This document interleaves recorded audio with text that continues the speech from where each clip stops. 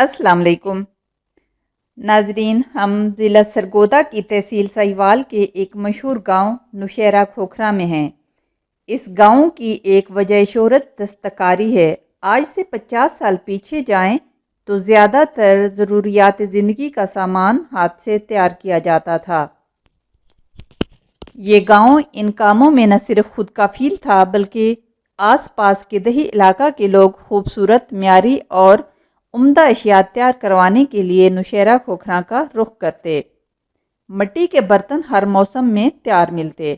سب سے پہلے ہم انہی کمہاروں کے پاس چلتے ہیں۔ یہ ان کے کمرے ہیں جن کے دروازے اور چابیاں عام نہیں۔ اب ان کا کام دیکھتے ہیں۔ پہلے مرلے میں مٹی تیار کر کے تہہ خانہ، جسے وہ اپنی زبان میں بھورا کہتے ہیں، اس میں محفوظ کر لی جاتی ہے، جو پورا سال ویسی ہی رہتی ہے جیسی رکھی جائے۔ اگلا مرلہ روزانہ کے برتن چکل پر بنانے کا آتا ہے۔ برتن کے سائز کے مطابق مٹی تیار کر کے چکل پر سراہی کی صورت میں ڈالا جاتا ہے۔ ایک دن میں جتنے برتن بنانا مقصود ہوں، انہیں اکٹھا چکل پر تیار کر لیا جاتا ہے۔ ان کا فن اپنی جگہ، لیکن شہکار بنانے میں گاؤں کی مٹی کا خاصا کردار ہے۔ مختلف برتنوں کے لیے ان کے سائز اور نمونے کے مطابق سراہی تیار کی جاتی ہے، جسے کمہار اپنی مہارت سے انگلیوں کے ذریعے پہلی شکل دیتا ہے۔ پاؤں سے چکل چلا کر چند منٹ میں مٹی کو شہکار میں بدل دیتا ہے۔ برتنوں کی تیاری کے ساتھ ساتھ لکڑی جمع کرنے کا کام بھی جاری رہتا ہے۔ اس کے لیے زمیندار کا تعاون حاصل ہوتا ہے۔ یہاں ایک دلچسپ بات بتاتی چلوں کہ کمہاروں کے بقول ہر کمہار کی کسی ایک برتن میں مہارت ہوتی ہے جسے کوئی دوسرا نہیں بنا سکتا۔ ماہر سے مراد اس کی شیپ نہیں بلکہ اس کی تاثیر ہوتی ہے۔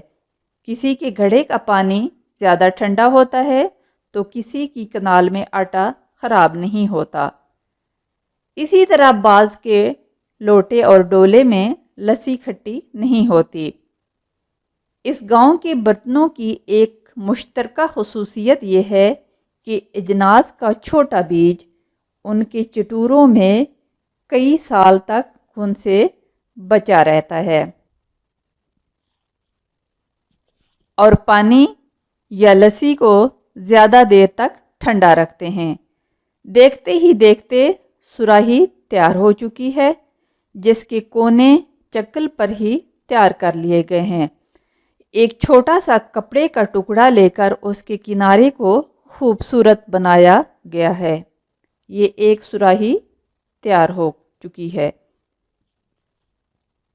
اس کے بعد چند مخصوص اوزار، جنہیں وہ تھتھا، کنالی اور ڈولی کہتے ہیں، ان کے ساتھ کٹائی کرتے ہیں۔ اس کی دھیمی دھیمی آواز دور تک سنائی دیتی ہے۔ آس پاس کے کسان جب فارغ ہوتے ہیں تو انہی کے پاس جمع ہوتے ہیں، کیونکہ ان کا حقہ ہمیشہ تازہ ملتا ہے۔ جب ایک برتن کی کٹائی مکمل ہو جاتی ہے تو اسے ان کی پہلے سے تیار شدہ کنال میں رکھ دیا جاتا ہے تاکہ وہ اپنی سطح برابر رکھے جیسے کہ اس کی کٹائی کی گئی ہے۔ اس میں رکھنے کا مقصد یہ ہوتا ہے کہ برتن اپنی شکل میں رہے اور اٹھا کر دھوپ میں رکھنے سے ٹھوکر نہ لگے یا ٹوٹ نہ جائے۔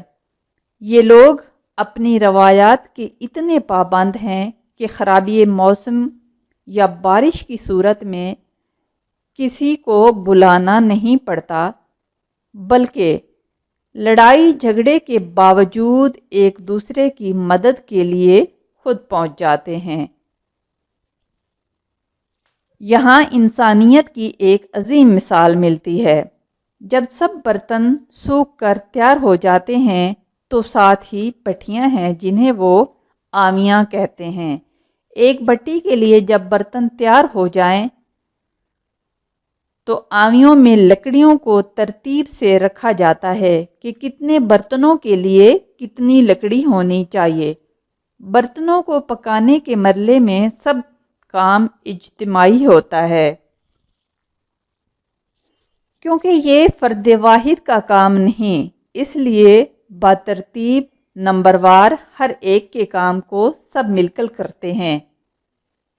جب برتن پک کر تیار ہو جاتے ہیں تو انہیں ایک خاص طریقے سے کمروں میں رکھا جاتا ہے۔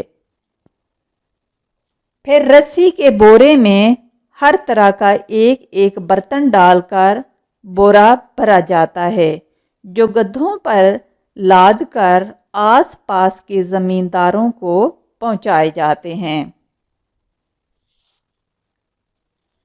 گاؤں کی خواتین اپنے مردوں کے شانہ بشانہ کام کرتی ہیں۔ ایک دلچسپ بات یہ ہے کہ مرد حضرات اپنے فن کے ماہر ہوتے ہیں، جبکہ خواتین کی کوشش ہوتی ہے کہ انہیں ہر فن کا ملکہ حاصل ہو۔